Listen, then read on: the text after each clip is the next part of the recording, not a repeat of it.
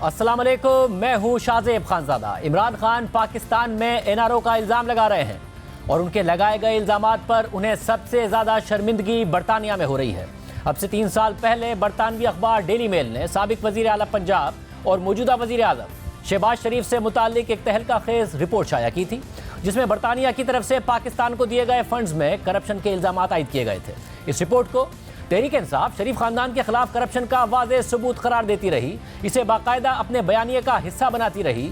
मगर आज 3 साल बाद लंदन में शरीफ खानदान ने इस हवाले से कानूनी जंग जीत ली है और नतीजतन डेली मेल ने शहबाज शरीफ से अपनी रिपोर्ट से मुताल्लिक माफ़ी मांग ली है और वो आर्टिकल भी अपनी वेबसाइट से हटा दिया है और मौक़िफ़ अख्तियार किया है कि शहबाज शरीफ से माफ़ी मांगते हैं। बरतानवी अखबार डेली मेल ने यह माफ़ीनामा अपनी वेबसाइट पर भी शाया कर दिया है, जिसके मुताबिक शहबाज शरीफ से मुताल्लिक हमने 14 जुलाई 2019 को एक आर्टिकल शाया किया था।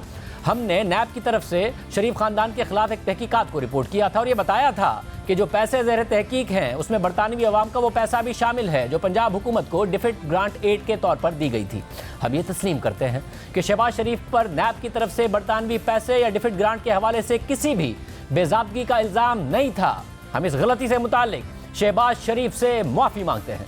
सहाफ़ी मुर्सा अली शाह के मुताबिक डेली मेल ने शहबाज शरीफ के खिलाफ शाया होने वाले आर्टिकल को डिलीट कर दिया है और वादा किया है कि वो गूगल के साथ काम करके हर उस ऑनलाइन लिंक को भी हटा देंगे जिसमें डेली मेल के सनसनीखेज मगर गलत आर्टिकल के नतीजे में शहबाज शरीफ के खिलाफ करप्शन के इल्ज़ामात मौजूद है। सिर्फ यही नहीं, डेली मेल ने बरतानवी अदालत को जैसे ही अपने इस फैसले से आगाह किया कि वो ट्रायल में नहीं जाना चाहते और शहबाज शरीफ और इमरान यूसुफ से ये मामला सेटल करना चाहते हैं, उसके चंद मिनट बाद ही उसने अपना आर्टिकल डिलीट भी कर दिया। और डेली मेल का इस आर्टिकल से दस्तबरदार होना, इल्ज़ामात को हटाना और शहबाज शरीफ से माफ़ी मांगना हत्या के इज्जत के केस में तमाम चीज़ों से दस्तबरदार होने का एतराफ़ है।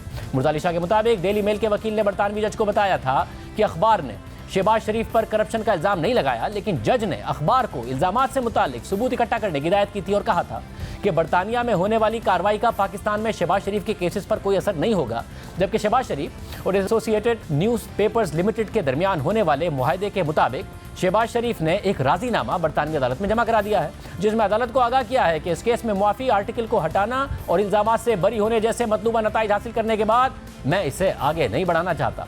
शहबाज शरीफ और एसोसिएटेड न्यूज़ पेपर्स लिमिटेड के दरमियान मुआहदे के मुताबिक एसोसिएटेड न्यूज़ पेपर्स लिमिटेड मुस्तकिल तौर पर शहबाज शरीफ के खिलाफ डेली मेल के आर्टिकल को हटा देगा। और अभी तफसीलात सामने आई हैं कि डेली मेल ने आर्टिकल डिलीट कर दिया है। 3.5 साल पहले 14 जुलाई को बरतानवी अखबार डेली मेल की जो रिपोर्ट शाया हुई थी, उस हवाले से शरीफ खानदान और डेली मेल बरतानिया में अदालती जंग लड़ रहे थे। वज़ीर आज़म शहबाज शरीफ ने डेली मेल और रिपोर्ट शाया करने वाले सहाफ़ी डेविड रोज के खिलाफ बरतानवी अदालत में मुकदमा दायर कर रखा था। 14 जुलाई 2019 को डेली मेल ने शहबाज शरीफ और उनके दामाद अली इमरान से मुतालिक एक रिपोर्ट शाया की थी, जिसमें मौक़िफ़ अख्तियार किया गया था कि बरतानिया के इदारा बराए बैनुल-अक़वामी तरक्की DFID ने बरतानिया के टैक्स दहिंदगान के पैसे से शहबाज शरीफ की सूबाई हुकूमत को 50 करोड़ पाउंड बतौर इमदाद दिए।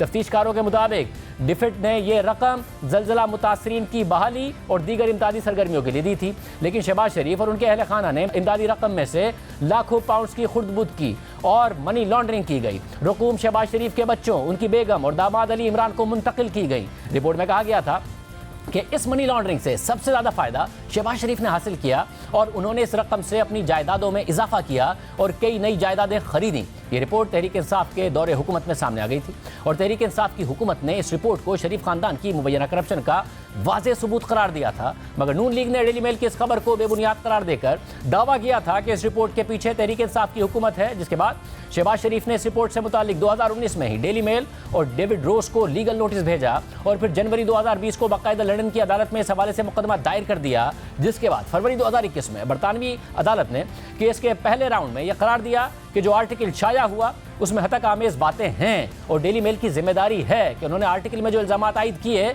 वो उनको साबित करे। केस के इस इब्तिदाई राउंड को नून लीग ने अपनी फतह के तौर पर लिया, जिसके बाद रवां साल डेली मेल ने इस मामले पर अपना दिफा जमा कराया और फिर वज़ीर आज़म शहबाज शरीफ को अपना जवाब जमा कराना था और उनके दिफा की नफ़ी करनी थी। मगर बाद में शहबाज शरीफ के वकला ने अदालत से इस मामले पर हुक्म इम्तिना मांगा था, लेकिन 6 नवंबर को ही शहबाज शरीफ अपनी इस दरख्वास्त से दस्तबरदार हो गए थे, जिसकी वजह से अदालत ने इस दरख्वास्त को खारिज कर दिया। साथ ही अदालत ने अहकामात जारी किए कि शहबाज शरीफ और उनके दामाद अली इमरान यूसुफ को अपनी तफसीली जवाब 13 दिसंबर शाम 4:30 बजे तक जमा कराना होगा और अगर वो ऐसा नहीं करते तो अखबार के खिलाफ उनके दावे को मुस्तरद कर दिया जाएगा। सिर्फ यही नहीं, अदालत ने हुक्म इम्तिना की दरख्वास्त पर होने वाली समाअत इल्जामातों से मुताल्लिक शहबाज शरीफ को डेली मेल के कानूनी अखराजात की अदायगी का भी हुक्म जारी किया और हिदायत की कि शहबाज शरीफ 23 नवंबर तक 30,000 पाउंड डेली मेल को अदा करें।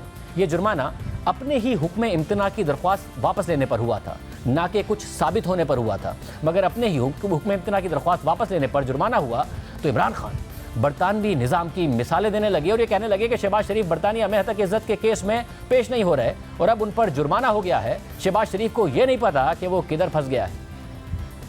शहबाज शरीफ अखबार के ऊपर इसने हरजाना किया कि मेरी तौहीन की गई है, उनकी अदालतों के अंदर ये चला गया। शहबाज शरीफ 8 या 9 दिसंबर को इसको बुला लिया, इससे जवाब मांगे हैं। अब शहबाज शरीफ को गलतफहमी हुई है कि टेलीफोन उठा के तो जज को कह के जी बेनजीर को 3 नहीं 5 साल सजा देना है। इसके जो माजी में ब्रीफ केस पकड़ के कोयटा बैंक पे जाने वाला, बेंच को खरीदने वाला, जो उनका अखबार डेली मेल है, बड़े संगीन इल्जामात लगाए हैं इसकी चोरी के ऊपर। सबसे बड़ा अब ये चैलेंज होगा शहबाज शरीफ के लिए कि अदालत में अब उन्होंने बताना पड़ेगा, उसको ये नहीं पता कि वो किधर फंस गया जाके। शहबाज शरीफ खुद फंसा हुआ है। बरतानी अखबार ने लिखा, डेली मेल ने, कि इसने करप्शन किया है। इसने हमें दिखाने के लिए पाकिस्तानियों को कि मैंने नहीं की, इसने उनके ऊपर हरजाना कर दिया। उसने बजाय डरने के वो डेली मेल ने बकायदा बता दिया कि तुमने ये चीजें तुम्हारे खानदान ने चोरी किया हुआ है। इसने समझा कि अच्छा ये जब आगे बढ़े, इसने तो सिर्फ शो के लिए किया था। वो अब लंदन में केस लग गया है, 2 दफा ये गया नहीं, अब तीसरी दफा जज ने इसको बुला लिया है। 1 करोड़ 1.5 करोड़ रुपए का फाइन हो गया इसके ऊपर। ये लोग इस मुल्क के मुस्तकबिल का फैसला कर रहे हैं। ये बैठ के फैसला कर रहे हैं कि आर्मी चीफ कौन बनेगा। इमरान खान बरतानवी अदालत में इस मुकदमे की बुनियाद पर पूरा बयानिया बना रहे थे, नए आर्मी चीफ की तकरीरी रोकने की बात कर रहे थे और आज उसी डेली मेल ने उसी बरतानवी अदालत में शहबाज शरीफ से माफ़ी मांग ली है। मगर तहरीक इंसाफ के साबिक मुशीर बराए एहतसाब शहजाद अकबर इसे भी एनआरओ का रंग दे रहे हैं। आज उन्होंने ट्वीट किया कि डेली मेल ने कहा है कि चूंकि नैब ने शहबाज शरीफ को बरतानवी हुकूमत या इसके इदारे डिफिट के माल को खुर्द-बुर्द करने के इल्ज़ाम पर चार्ज ही नहीं किया, लिहाजा इदारा इस इल्ज़ाम की हद तक मादरत ख्वाह है और तस्दीक करता है। ये मुकदमे की सेटलमेंट लगती है। जब नैब ही लेट गई, एनआरओ 2 हो गया, तो एक डेली मेल क्या करता। अब शहजाद अकबर इतनी बड़ी गलत बयानी कर रहे हैं। वो दावा कर रहे हैं कि चूंकि नैब ने इन इल्ज़ामात पर शहबाज शरीफ को चार्ज नहीं किया तो इसलिए डेली मेल भी पीछे हट गया, क्योंकि एनआरओ 2 हो गया है। अब आम बात यह है कि डेली मेल की स्टोरी 14 जुलाई 2019 को आई थी और उसके बाद तकरीबन 3 साल तक तहरीक इंसाफ की हुकूमत रही थी और शहजाद अकबर, इमरान खान और दीगर सियासी रहनुमा तहरीक इंसाफ के मीडिया पर इस स्टोरी का हवाला देते रहे, मगर पाकिस्तान में कोई कार्रवाई नहीं की और शहबाज शरीफ को चैलेंज देते रहे कि बरतानिया में डेली मेल के खिलाफ केस करें, सबूत लंदन ले जाने का भी दावा करते रहे। फिर केस हो गया, मगर शहजाद अकबर बरतानिया नहीं गए, उस अदालत में कोई सबूत लेकर नहीं गए और शहजाद अकबर हामिद मीर साहब के प्रोग्राम में आए और दावा करते रहे कि अगर मुझसे सबूत मांगे गए तो मैं दे दूंगा। मैं समझता हूँ डेविड रोज की खबर सिर्फ 10-20% है, उससे ज़्यादा 80% तो अभी डॉक्यूमेंट्स यहाँ पे इंक्वायरियों में सामने आ रहे हैं। आप ये सारे सबूत लेके जाएंगे लंदन हाई कोर्ट में? देखिए, मेरी तो ख्वाहिश थी कि मेरे ऊपर भी मुकदमा करते तो मैं खुद जाता, लेकिन I am sure David Rose के पास भी ये सारे सबूत होंगे तो उसने ये स्टोरी की है। उसके पास ये सबूत कैसे आए हैं? चले, हमसे मांगेगा तो हम दे देंगे। हमें अच्छा, आप दे देंगे अगर आपसे मांगेगा? देखें आप। और आज डेली मेल ने बरतानिया में माफ़ी मांग ली है तो इसे एनआरओ करार दे रहे हैं और कह रहे हैं कि नैब ने चार्ज नहीं किया, मगर डेली मेल ने वाज़ेह तौर पर अपने माफ़ीनामे में कहा है कि नैब ने ऐसा इल्ज़ाम ही कभी नहीं लगाया, चार्ज की बात नहीं की है, बल्कि कहा है कि ऐसा इल्ज़ाम ही नैब की तहकीकात में मौजूद नहीं था, इसलिए हम माफ़ी मांगते हैं। यानी करप्शन का सारा बयानिया जो पाकिस्तान में सियासत के लिए सिर्फ मीडिया पर बनाया गया, अब उसके नताइज बरतानवी मीडिया को बरतानवी अदालत में भुगतने पड़ रहे हैं। हमने इस पर बात करने के लिए इमरान खान के साबिक मुशीर एहतसाब शहजाद अकबर को और तहरीक इंसाफ के तर्जुमान फवाद चौधरी को दावत दी, मगर दोनों ही नहीं आए। मगर ये एक केस नहीं है जिसमें बरतानिया में इमरान खान को शर्मिंदगी का सामना करना पड़ रहा है, और भी केसेस हैं, उसकी तफसीलात आपके सामने रखेंगे। बट मुर्जा अली शाह बरतानिया से हमारे साथ मौजूद हैं। मुर्जा, बहुत शुक्रिया, आप इस केस को फॉलो करते रहे, सब कुछ देखते रहे। ये क्या हुआ अचानक कि ये माफ़ी हो गई है, क्या अदालत में होता रहा, क्या कह रहे थे डेली मेल के वकला?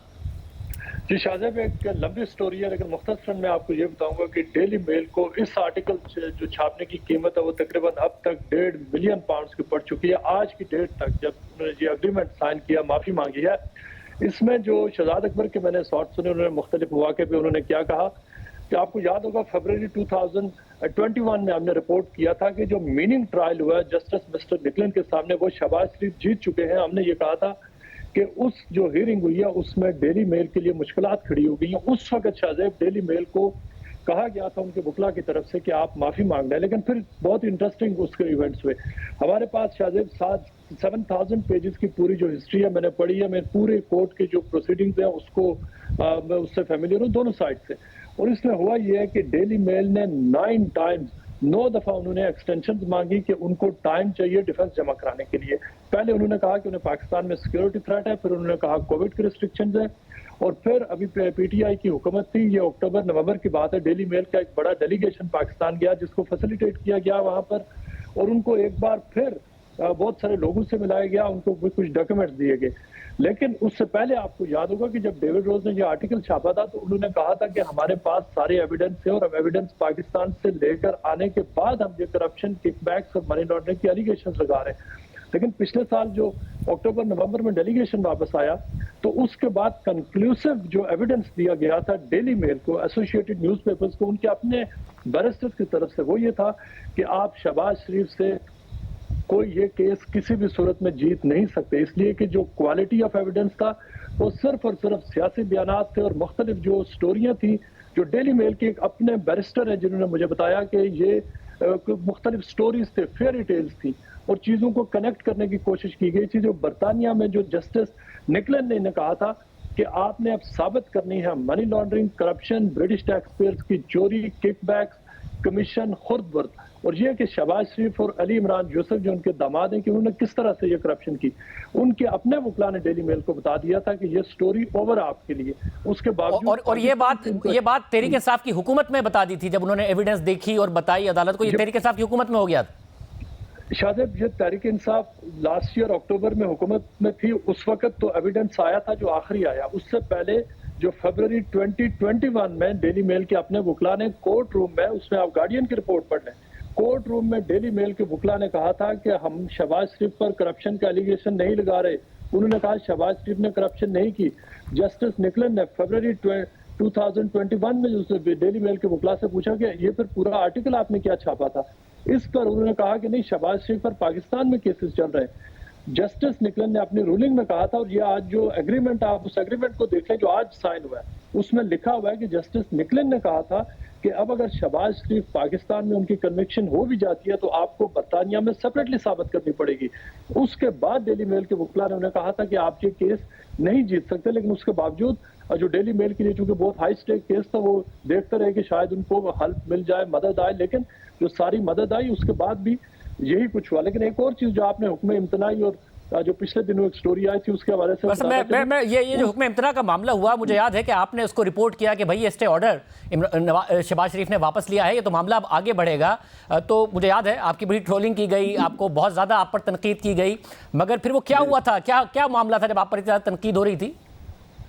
ये उसकी देखें, मैंने ये कहा था कि वो शहबाज शरीफ ने स्टे एप्लीकेशन विड्रॉ की है। स्टे एप्लीकेशन का मतलब यह है कि देखें, बरतानिया में एक कानून है, उस वक्त शहबाज शरीफ की और डेली मेल की नेगोशिएशंस, इस जो एग्रीमेंट है माफी की चल रही थी, लेकिन कानून ये है कि जज को दोनों पार्टीज कभी नहीं बताती कि कौन सी पार्टी माफी मांग रही है, इसलिए कि ख्याल ये किया जाता है कि जज का फिर व्यू बन जाएगा कि अगर एग्रीमेंट नहीं होता तो वो ये समझेगा कि जो पार्टी माफी मांगना चाह रही थी इसका मतलब है वो गलती करते। हकीकत ये है शाहजेब के उस वक्त डेली मेल और शहबाज शरीफ का माफीनामा फाइनल हो चुका था, लेकिन इसी वजह से शहबाज शरीफ ने जो डिटेल्ड रिस्पांस है वो उन्होंने जमा इसलिए नहीं कराया था कि ये पिछले 9 मंथ से ये नेगोशिएशन चल रही है, मुख्तलिफ टर्म्स एंड कंडीशन।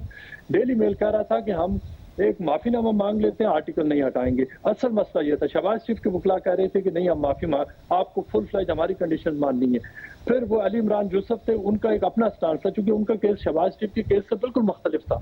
सो ये 3 डिफरेंट पार्टियां आपस में लड़ रही थी, और फिर फाइनली जब इनको तकरीबन 9 to 10 मंथ्स लगे ये सारे इस एग्रीमेंट पे आने के, जज को उस वक्त शहबाज शरीफ के वकला बाय रूल नहीं बता सकते थे कि हम इनसे निगोशिएट कर रहे हैं, क्योंकि उस ट्रायल में जो गए थे उस वक्त शहबाज शरीफ ने और डेली जो वहां पे जज के सामने ये चीजें नहीं रखी थी, जज को इस बात का पता नहीं था कि ये क्या हो रहा है। लेकिन हकीकत यह है कि डेली मेल 1 साल से ये टर्म्स एंड कंडीशन मान रहा है। और फिर मैं आपको ये बताऊं, जब डेली मेल ने अब ये कहा है कि वो DFID के हवाले से अली इमरान यूसुफ और शहबाज शरीफ से फुल फ्लेज न सिर्फ माफी मांगते हैं, बल्कि डेविड रोज का आर्टिकल उन्होंने हटा लिया है, और पूरे अपनी वेबसाइट से जो संडे को अखबार छप रहा है, इस संडे को डेली मेल ने कहा है कि वो अपना जो वहां पर वो अपने प्रिंट में भी छापेंगे और पूरी वेबसाइट भी ये रिमूव करवाएंगे। बहुत और ये डेली मेल बहुत के लिए शुक्रिया मुर्तज़ा अली शाह। इस हवाले से तफसीलात बता रहे थे कि बरतानिया में हुआ है। बरतानिया के अदालती निज़ाम की बार बार मिसाल देने वाले इमरान खान के एहतसाब के बयानिए को बरतानिया में ही पहली दफ़ा धचका नहीं लगा है, बल्कि इसके अलावा एक और केस जो रवां साल फरवरी में सामने आया था, जिसके नताइज ने पाकिस्तान में तहरीक इंसाफ की हुकूमत के एहतसाब के बयानिए को बहुत बड़ा धचका पहुंचाया था। फिर खबरें आई थी कि इस केस की वजह से ही साबिक वज़ीर आज़म इमरान खान अपने करीबी लोगों से नाराज़ हो गए थे और मुशीर एहतसाब शहजाद अकबर के इस्तीफे की एक बड़ी वजह भी यही केस बना था। ये केस भी अपोजिशन लीडर शहबाज शरीफ और उनके बेटे सुलेमान शहबाज से मुताल्लिक था, जिसकी तफ्तीश बरतानवी इदारे नेशनल क्राइम एजेंसी ने की थी। और इस केस में बराह रास्त इल्ज़ाम पाकिस्तान से बरतानिया मनी लॉन्ड्रिंग का था। और इस केस में इमरान खान की हुकूमत में पाकिस्तानी हुक्काम मुसलसल बरतानवी हुक्काम से राब्ते में रहे, उन्हें तफसीलात देते रहे, नैब राब्ते में रहा, एसिड रिकवरी यूनिट से राब्ते में रहा और पाकिस्तानी हुक्काम से मुलाकात के बाद दिसंबर 2019 में ये केस बरतानिया में शुरू हुआ। और बरतानवी इदारे ने 2 साल तक इस केस की तहकीकात की और इस दौरान शहबाज शरीफ और सुलेमान शहबाज के अकाउंट्स फ्रीज कर दिए गए।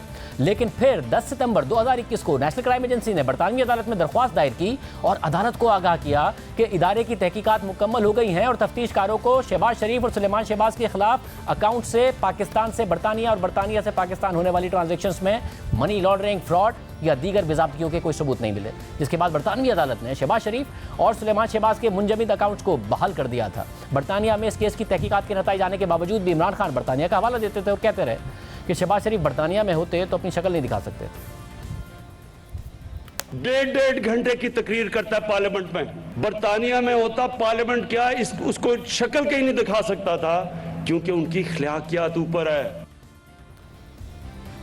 हुकूमती अरकान ये भी कहते रहे हैं कि पाकिस्तान में अदालती निज़ाम मजबूत नहीं है, इसलिए केसेस का फैसला नहीं होता, सालों लग जाते हैं। मगर जब तहरीक इंसाफ की हुकूमत में पाकिस्तानी हुक्काम बरतानिया में केस से मुतालिक मामलत फराम करते रहे, तफसीलात देते रहे, इसके बावजूद बरतानिया में शहबाज शरीफ और उनके बेटे सुलेमान शहबाज से मुतालिक केस ख़त्म हो गया। मनी लॉन्ड्रिंग का इल्ज़ाम साबित नहीं हो सका। मगर बात यहाँ भी नहीं रुकती।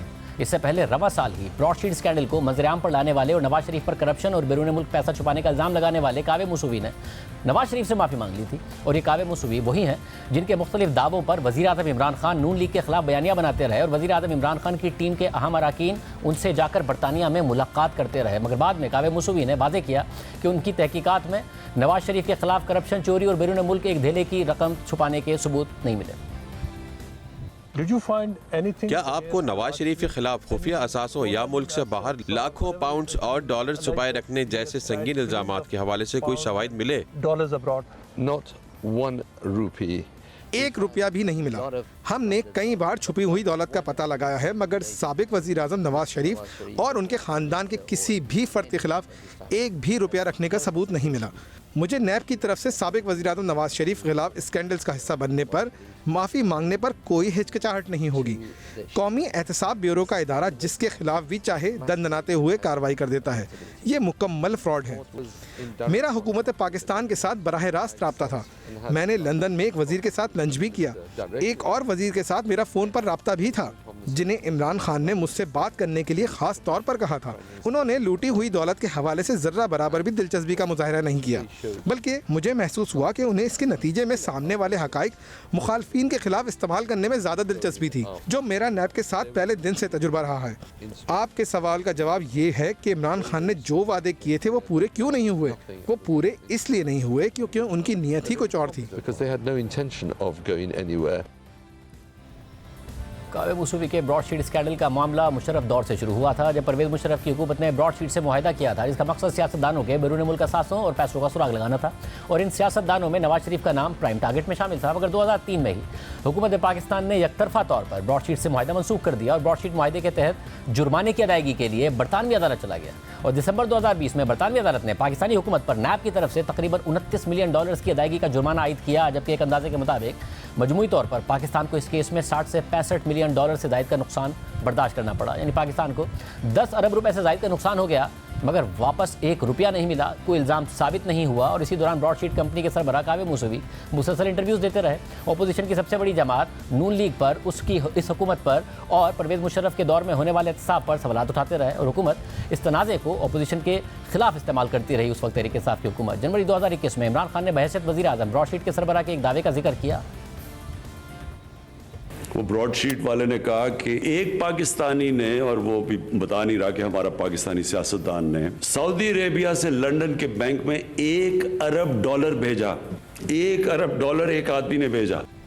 और फिर इमरान खान ने इस हवाले से ट्वीट्स भी किए और मौक़िफ़ इख्तियार किया कि पहले पनामा पेपर्स ने हमारी हुक्मरान अशराफिया की बदउनवानी और मनी लॉन्ड्रिंग से पर्दा हटाया। ब्रॉडशीट के इंकिशाफात ने एक मरतबा फिर हमारी हुक्मरान अशराफिया की भारी भरकम करप्शन और मनी लॉन्ड्रिंग बेनकाब कर दी है। इन आलमी इंकिशाफात पर यह अशराफिया खुद को विक्टिमाइजेशन कार्ड के पीछे नहीं छुपा सकती। फिर जब कावे मूसूवी नवाज शरीफ इल्ज़ाम से पीछे हट गए तो वही तहरीक इंसाफ कावे मूसूवी पर ही इल्ज़ाम आयद करने लग गई। यानी इमरान खान पाकिस्तान में एनआरओ का इल्ज़ाम लगा रहे हैं और उनके लगाए गए इल्ज़ामात पर उन्हें सबसे ज़्यादा शर्मिंदगी बरतानिया में हो रही है। तो ये सवाल पूछा जाए कि बरतानिया में कौन एनआरओ दे रहा है, बरतानिया में कौन से मीर जाफ़र और मीर सादिक मौजूद हैं। प्राइमरी ब्रेक शामिल करते हैं। तोशाखाना से मुतालिक मज़ीद तफसीलात सामने आई हैं, आपके सामने रखेंगे ब्रेक के बाद।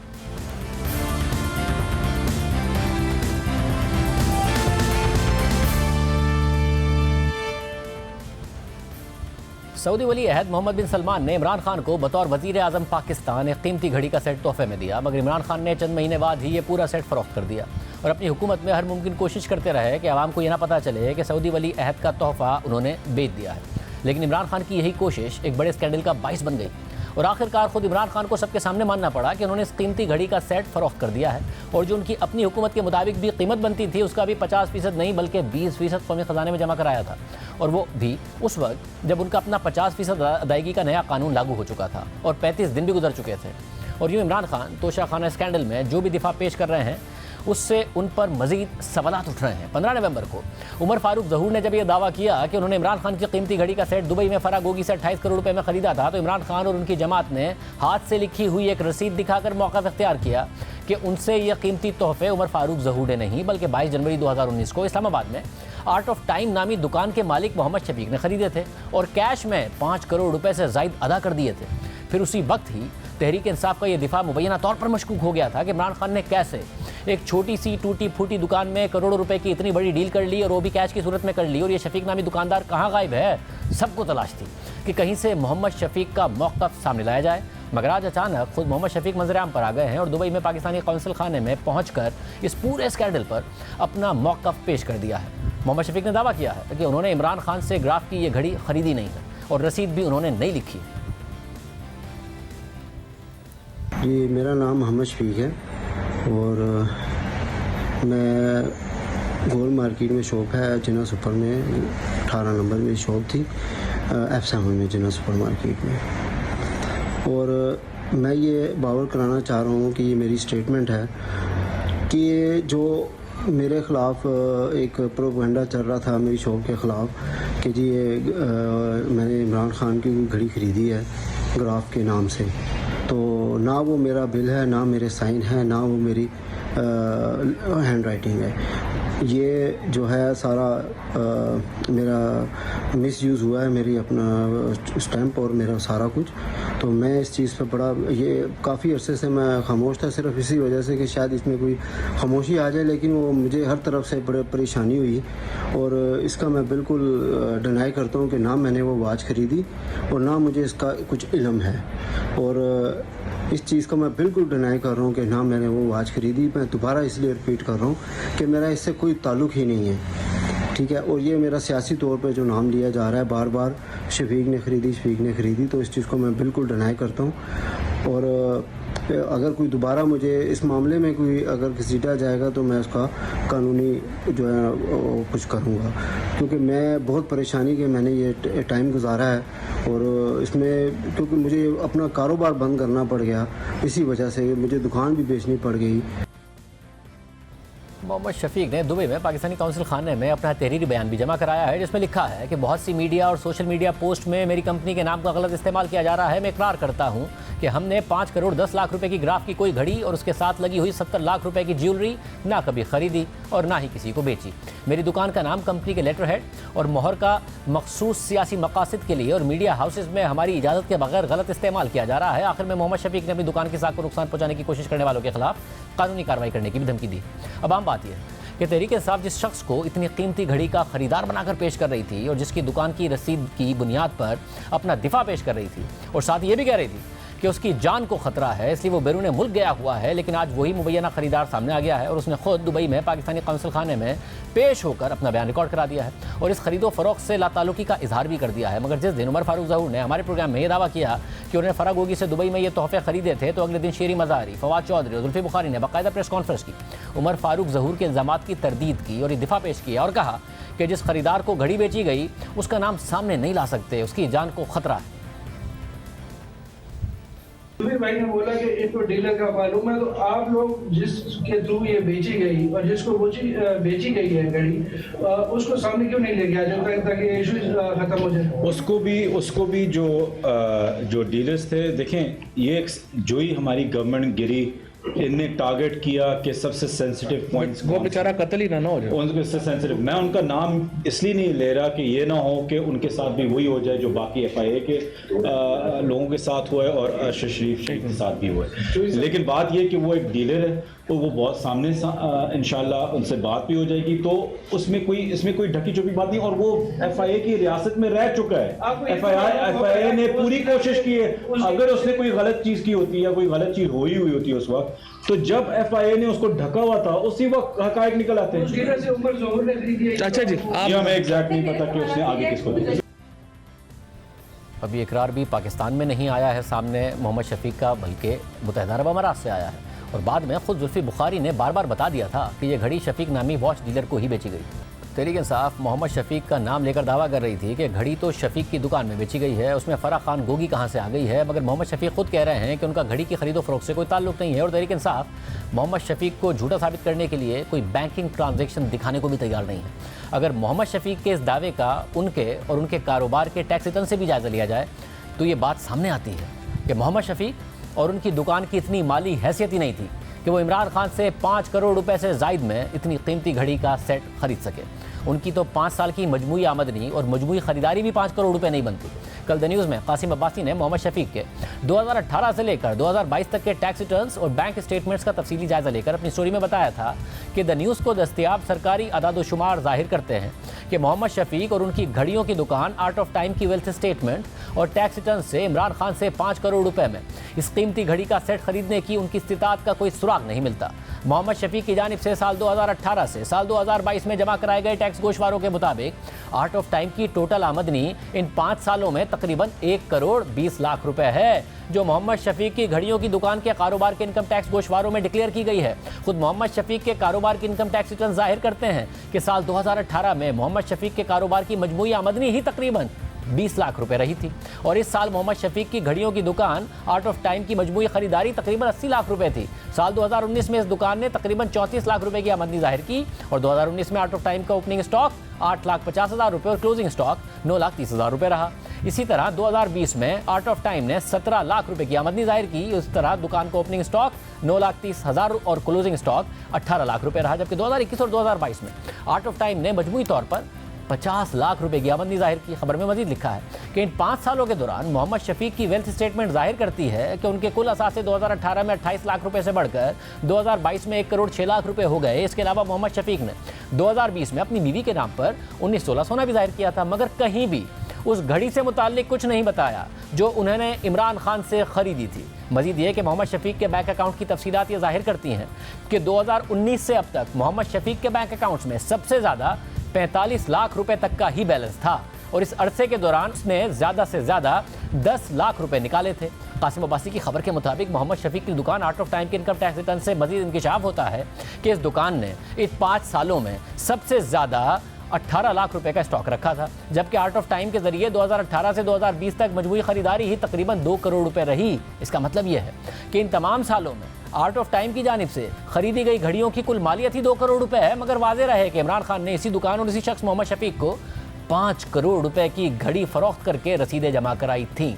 कासिम अब्बासी की खबर में मज़ीद लिखा है कि एक बड़े सरकारी ओहदेदार ने नाम जाहिर न करने की शर्त पर मोहम्मद शफीक से मुताल्लिक इन दस्तावेज़ात की तस्दीक की है और इंकिशाफ किया है कि हुक्काम की जानिब से मामले की इंक्वायरी भी की जा रही है। ज़राए ने मज़ीद वजाहत करते हुए कहा है कि हुक्काम इस बात पर भी हैरान हैं कि एक आदमी 10 करोड़ रुपए की घड़ी सिर्फ 5 करोड़ रुपए में कैसे बेच सकता है, जबकि घड़ी की इस 10 करोड़ रुपए की कीमत का अंदाज़ा भी इमरान खान की अपनी हुकूमत ने ही लगाया था। खबर के मुताबिक इस ओहदेदार ने यह भी कहा कि हमें भी ये तजस्सुस है कि कोई सरकारी रिकॉर्ड में निजी रसीद क्यों छोड़ेगा। यहाँ ये बताना ज़रूरी है कि ये रसीदें तोशाखाना के रिकॉर्ड में नहीं थी, बल्कि वज़ीर आज़म हाउस में military secretary to prime minister के दफ्तर में मौजूद थीं। अपनी इस खबर से मुताल्लिक कासिम अब्बासी ने फवाद चौधरी और शहबाज गिल से उनका मौक़िफ़ जानने के लिए रब्ता किया, लेकिन किसी ने जवाब नहीं दिया। फिर हमने भी फवाद चौधरी और शिबली फराज से मौक़िफ़ मांगा, मगर हमें भी इस पर मौक़िफ़ नहीं दिया गया। लेकिन दिलचस्प बात यह भी है कि इमरान खान ने सिर्फ ये एक घड़ी नहीं बल्कि मज़ीद 2 घड़ियाँ भी मोहम्मद शफीक को बेचने की रसीदें जमा कराई हैं इन्हीं मोहम्मद शफीक को। मगर मोहम्मद शफीक के आज के दावे और उनके कारोबार के टैक्स रिटर्न्स की तफसीलात से ये पूरा मामला मुबैना तौर पर मज़ीद मशकूक हो गया है और सवाल उठ रहा है कि जिस दुकान ने खुद FBR में अपने टैक्स रिटर्न्स के मुताबिक 2018 से 2020 तक कुल ख़रीदारी ही 2 करोड़ रुपए की और जिसने अपने बैंक अकाउंट से 10 लाख रुपए से ज़्यादा पैसे ही नहीं निकलवाए और जिसके पास बैंक अकाउंट में इन तमाम सालों में एक वक्त में ज़्यादा से ज़्यादा 45 लाख रुपए से ज़्यादा पैसे ही नहीं थे और जिसके कुल असासे ही 1 करोड़ 6 लाख रुपए के हैं, उसने इमरान खान से 5 करोड़ 10 लाख रुपए की घड़ी कैसे खरीद ली। और सिर्फ इसी घड़ी का सेट नहीं खरीदा बल्कि कासिम अब्बासी के हवाले से द न्यूज़ में 29 जून 2022 की खबर में यह बताया गया है कि इमरान खान ने इसी दुकान को मजीद 2 घड़ियां भी बेचने की रसीदें जमा कराई हैं। हमने इस हवाले से 18 नवंबर को अपने प्रोग्राम में तफसील से बताया था कि इमरान खान ने 28 नवंबर 2018 को मार्केट में 2 रोलेक्स घड़ियां 70 लाख रुपए की रकम में बेच दी थी। एक घड़ी की कीमत 52 लाख रुपए वसूल की और दूसरी घड़ी की कीमत 18 लाख रुपए वसूल की और ये दस्तावेज़ात खुद इमरान खान ने जमा करवाई हैं। और इसमें एक बार फिर हाथ से लिखी हुई इस्लामाबाद की मोहम्मद शफीक की आर्ट ऑफ टाइम नामी दुकान की रसीदें दिखाई गई थी। अब दिलचस्प बात यह है कि ये 70 लाख रुपए की रकम भी इमरान खान ने कैश में वसूल की और उसी दिन यानी 28 नवंबर 2018 को हुकूमत पाकिस्तान को 7,54,000 रुपए और 2,94,000 रुपए की कैश में अदायगी भी की। यानी एक बार फिर इमरान खान ने उसी दिन मार्केट में 70 लाख रुपए की 2 घड़ियां बेची और फिर उसी दिन उन घड़ियों के एवज 10,48,000 रुपए जमा करा दिए और बाकी 59.5 लाख रुपए अपनी जेब में रख लिए। यानी सऊदी वली अहद मोहम्मद बिन सलमान की तरफ से तोहफे में दिया गया घड़ी का सेट अलग बेचा, बाकी घड़ियां अलग बेची। तो सवाल यह है कि बुशरा बीबी और जुल्फी बुखारी की जो आज मुबैना ऑडियो सामने आई है वो किन घड़ियों से मुताल्लिक है? हेलो, अस्सलाम वालेकुम जी। जी वालेकुम अस्सलाम, कैसे हैं आप? मैं ठीक हूँ मुर्शद, आप कैसी हैं? अल्लाह के शुक्र, अल्हम्दुलिल्लाह। खान साहब की कुछ घड़ियां हैं, उन्होंने कहा है कि आपको बेचते हैं, आपको भेज दूँ, आपके उनको बेच वगैरह दें क्योंकि उनकी यूज की नहीं है तो वो चाहते हैं वो आप कहीं कर दें। जरूर मुर्शद, मैं कर दूंगा, मैं कर दूंगा जी। हमने इस हवाले से शिबली फराज और फवाद चौधरी से मौक़िफ़ जाने के लिए रब्ता किया मगर उन्होंने मुबैना ऑडियोज़ पर मौक़िफ़ ही नहीं दिया। हमने बाकायदा तौर पर सवालात भेजे और बुशरा बीबी का इमरान खान साहब का मौक़िफ़ मांगा, नहीं दिया गया। हमने जुल्फी बुखारी को फिर प्रोग्राम में शिरकत की दावत दी और एक तफसीली सवालनामा उन्हें भी भेजा मगर उन्होंने भी कोई जवाब नहीं दिया।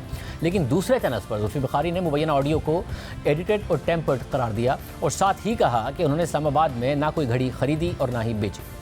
अब ये मुबैना ऑडियो दुरुस्त है या नहीं ये जानने की अपनी अहमियत है, लेकिन सबसे अहम बात यह है कि तहरीक इंसाफ जिस मोहम्मद शफीक को घड़ी का खरीदार बता रही थी उसने आज इस दावे की तरदीद कर दी है। लेकिन ये घड़ी स्कैंडल पर इमरान खान और तहरीक इंसाफ का पहला या दूसरा दिफा नहीं है जिस पर सवालात उठे हों या जो हक़ाइक़ के सामने कमज़ोर पड़ गया हो।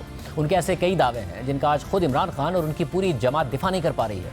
तोशाखाना स्कैंडल से मुताल्लिक़ खुद इमरान खान और पूरी तहरीक इंसाफ फ़ख्र से बयानियाँ बनाती रही है कि इमरान खान साहब को कौमी ख़जाने की इतनी फ़िक्र है कि उन्होंने तोशाखाना के तहाइफ खरीदने का 20% अदायगी का पुराना कानून बदल दिया और अपनी हुकूमत में 50% अदायगी का नया कानून बना दिया और फिर नए कानून के तहत तहाइफ खरीदे। ये बात खुद इमरान खान समेत तहरीक इंसाफ के तमाम रहनुमा फ़ख्र से कहते रहे। इनके ज़माने में जब तोशाखाना में प्रेजेंट जाता था तो ये 15% पैसे दे के जो हुकूमत को जाती थी वो खरीद सकते थे। हम आए, हमने 50% रखा, 50% हुकूमत को जाता था और जो भी हम खरीदना चाहे हम खरीद सकते थे। जो भी मैंने खरीदी सब रिकॉर्ड के ऊपर है। इमरान खान ने उस कानून को सबसे पहले रिवाइज कराया, 15% को 50% बनाया गया, फिर 50% के हिसाब से वो बिल्कुल दुरुस्त तरीके से तोशाखाने में जमा हुई। एवेल्युएशन के बाद इमरान खान साहब ने उसका 50% चेक के थ्रू, बैंक के थ्रू जमा करवाया और फिर खुद इमरान खान समेत पूरी तहरीक इंसाफ को सबके सामने मानना पड़ रहा है कि उन्होंने सऊदी वली अहद का तोहफा अपने पास रखने के लिए अपनी हुकूमत में लगवाई गई 10 करोड़ मालियत का 50% नहीं बल्कि 20% कौमी ख़जाने में जमा कराया था और ये अदायगी भी उस वक्त की गई थी जब इमरान खान का अपना 50% अदायगी का नया कानून लागू हो चुका था। यानी 18 दिसंबर 2018 को इमरान खान का 50% अदायगी का नया कानून लागू हो चुका था। इमरान खान ने 22 जनवरी 2019 को 20% के हिसाब से कौमी ख़जाने में रकम जमा कराई थी। तो क्या ये नए कानून की खिलाफ वर्जी नहीं थी? सिर्फ यही नहीं, इमरान खान घड़ी बेचने से मुताल्लिक एक और अवामी बयानियाँ भी बनाते रहे हैं कि उन्होंने तोहफा बेचकर अपने घर के नीचे सड़क बनवाई थी। जो मेरे घर के नीचे सड़कें जो आम लोगों को भी फायदा पहुंचाती थी वो तोशाखाना के पैसे से सड़क ठीक की। मगर इमरान खान ने इलेक्शन कमीशन में अपने जवाब समेत किसी भी दस्तावेज़ में ये बात नहीं बताई है, बल्कि इलेक्शन कमीशन में इस रकम को अपनी आमदनी और असासों में इजाफे के तौर पर जाहिर किया है। अगर रकम सड़क बनाने में खर्च कर दी थी तो बैंक अकाउंट में पैसे आने के बाद असासों में इजाफा कैसे हो गया, क्योंकि रकम तो खर्च कर दी गई थी, जैसा कि इमरान खान साहब दावा कर रहे थे। और इलेक्शन कमीशन में जो जवाब जमा कराया है उसमें इसका जिक्र क्यों नहीं किया है। आज के प्रोग्राम में इतना ही। अल्लाह हाफ़िज़।